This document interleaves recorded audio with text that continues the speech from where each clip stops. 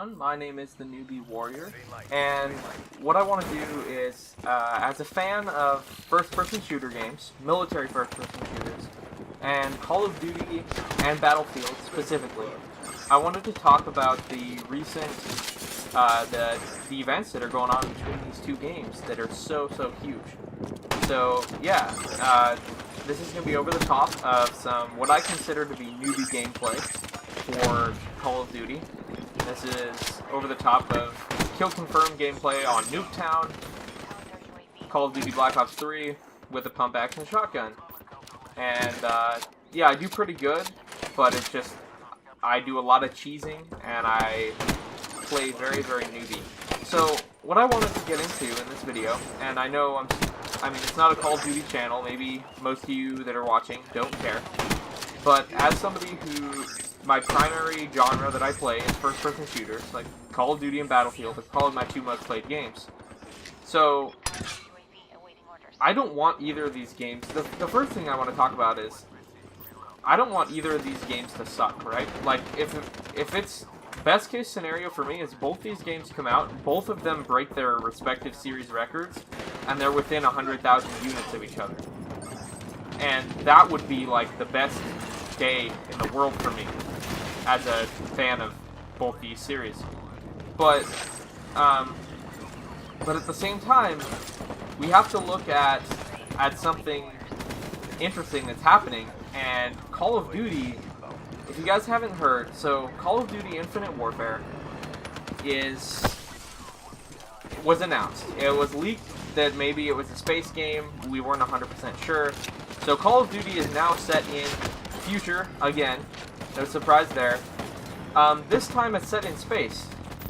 So there's no aliens, you're fighting humans, but apparently this faction has taken over and attacked Earth's colonies or something like that. And so the combat is in space, there is advanced movement for the third year in a row, and this will be like the fourth or fifth year in a row of being a futuristic setting for the game.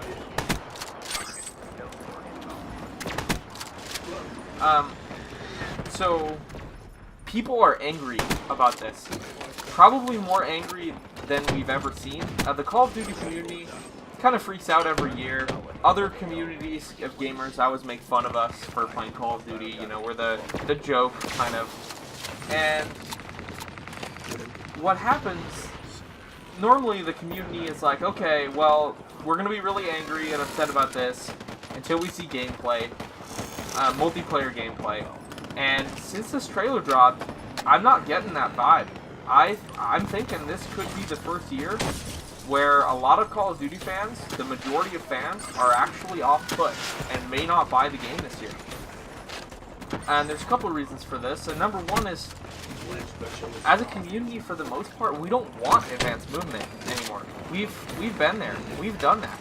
That's something that we very much have had, and a lot of people hating it from the get-go. I personally was willing to give it a shot, and I'm one of the few people that actually enjoyed it for a couple of years. But I definitely don't want it every year. I definitely don't want it to be standard for Call of Duty. I want it to be something special they sprinkle in once in a while. And so, I'm tired of it. And I know if I'm tired of the advanced movement, then everybody else is probably so tired of it that they never ever want to see another game that's set anywhere but World War II. And I understand that. So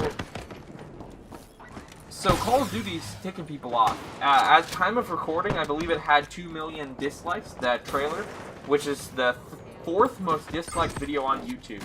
It's only behind music videos, and it's about to overtake the third most disliked video.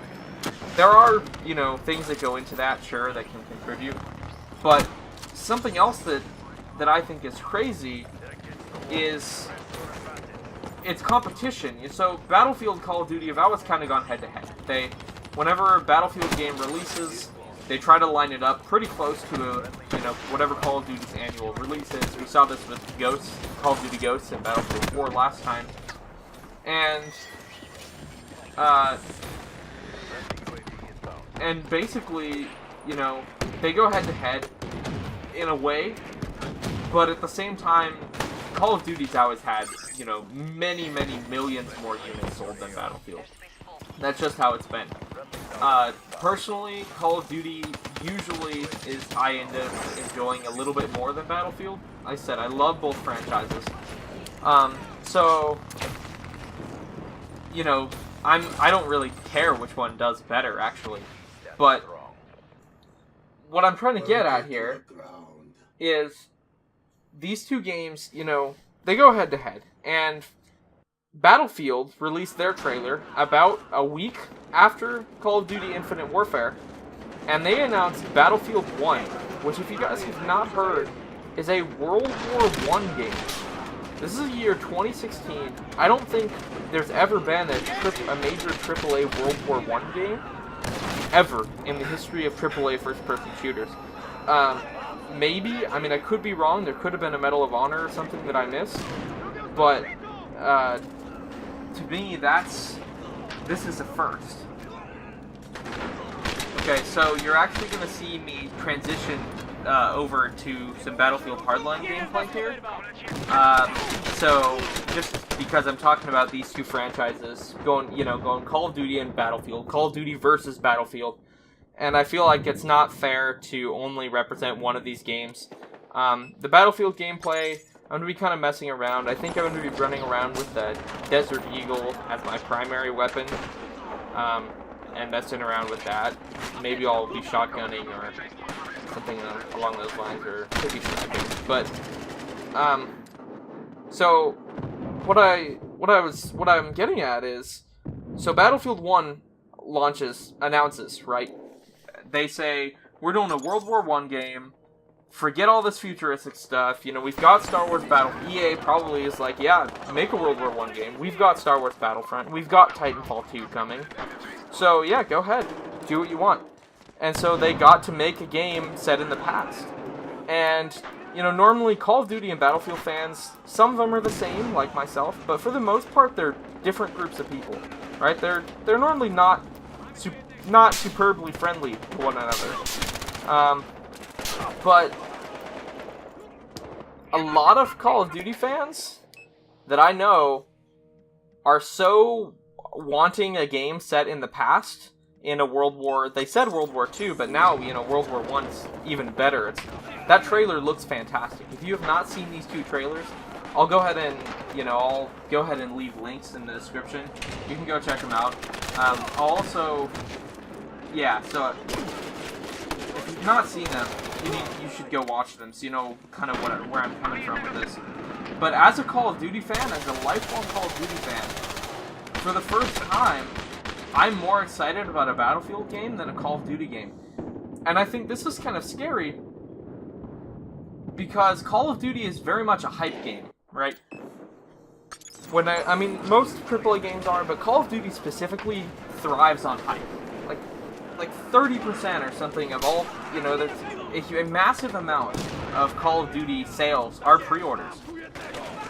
Just because people know, or historically have been able to look at and say, yep, this is a Call of Duty game. They don't even have to watch a trailer sometimes. They can just put their annual pre-order down because they know they want to play Call of Duty that year. And they want more Call of Duty, and they want new Call of Duty with new maps and new weapons and that sort of thing. And so it's a game that very much, you know, you can just be excited about. It's like, you could tell me, okay, Call of Duty is set in the Stone Age, and I wouldn't blink. I'm probably still going to pre-order whatever special edition that there is, because it's Call of Duty. But for the first time, I'm not getting that kind of feeling from the community. The community seems like they're very, very, very...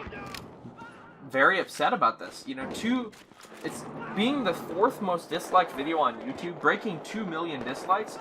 That doesn't happen. I mean, sure, some of it's bots, and a lot of it is probably people that don't play or don't care about Call of Duty. But that's not something that just happens randomly, right? You don't just break 2 million dislikes on your trailer in the first 2 weeks, in the first week and a half. Maybe it's only been a week. And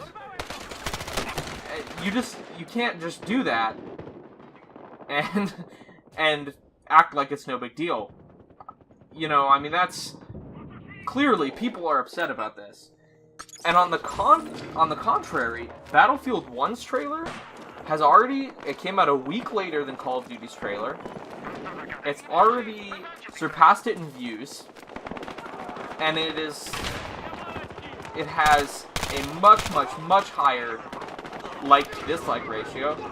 As a matter of fact, Battlefield 1 is now a contender to be the #1 most liked trailer on YouTube for video games, movies, music videos, products, anything.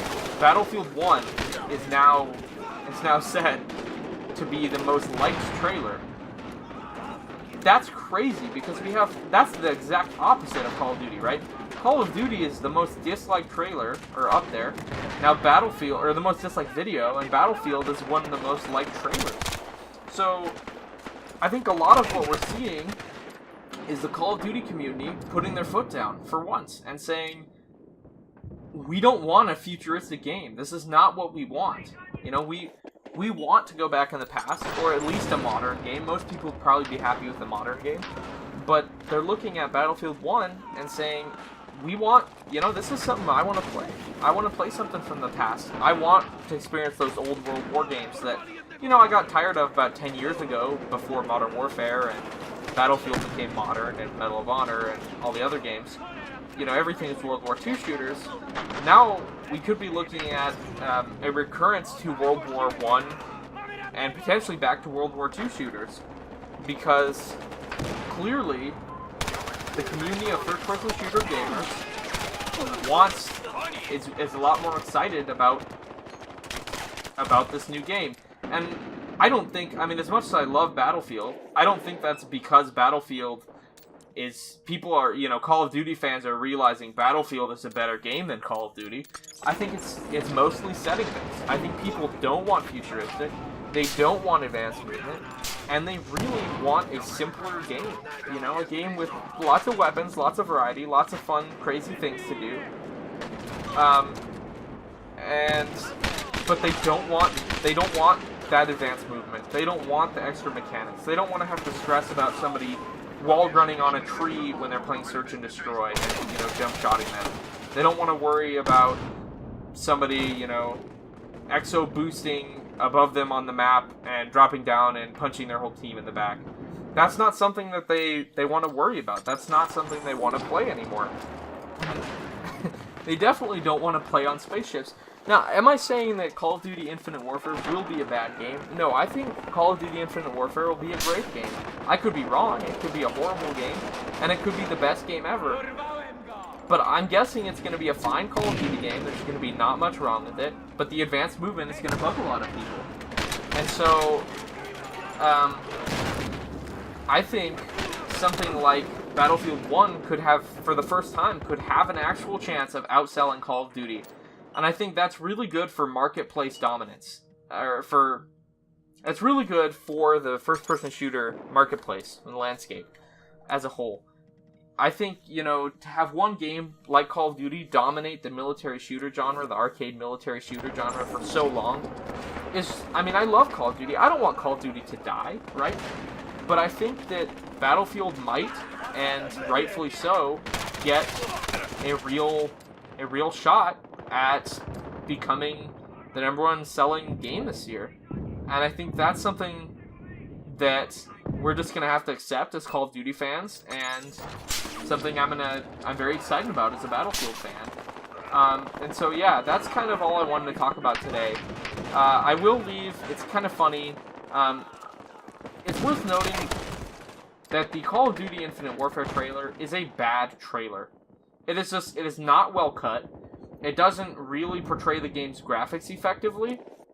I know maybe they're just trying to be really honest to gameplay graphics, and that's fine, but I think with if you would have provided first-person gameplay, we didn't get any of that. That would have been fine, right? If you would have shown off, you know, even 10 seconds of first-person gameplay, I would understand running the actual game's graphics.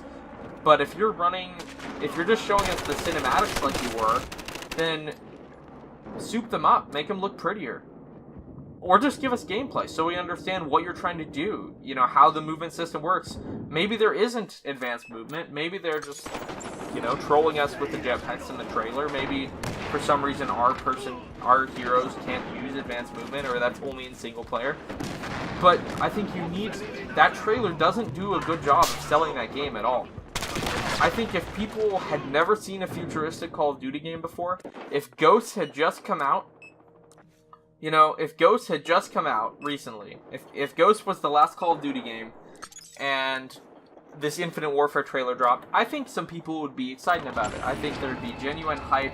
I think people would be like, alright, we're getting a futuristic game, you know, let's give it a shot. But after we've kind of ran out this advanced movement phase, I don't think people want that, you know? I don't think that's what anybody wants in Call of Duty. So, yeah, there's my thoughts. I will leave a link to those trailers and a pretty funny video that I feel sums up the Call of Duty and Battlefield marketing schemes. It's a rap song by the game rapper Dan Bull. As always, I appreciate any feedback, comments, likes, etc. Please go check out the Josiah Waymont. He's the very talented musician who produces the music for my intro. And yeah, I will see you guys in the next video. Thanks for listening to me rant.